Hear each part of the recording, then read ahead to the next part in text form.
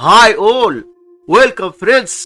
In this new upload, 22 minus 7 which equals 15 times 22 minus 7 which equals 15. Now we have this problem, 15 times 15 which equals, but this answer is not correct because according to the order of operations we have to work on the parentheses first, then work on multiplication, and at last work on adding and subtraction. So first we do this subtraction, then this multiplication, and at last this subtraction. So we have first this parentheses, 22 minus 7, 15. So we have 22 minus 7 times 15. Now we have one subtraction and one multiplication. We must do this multiplication first, then this subtraction.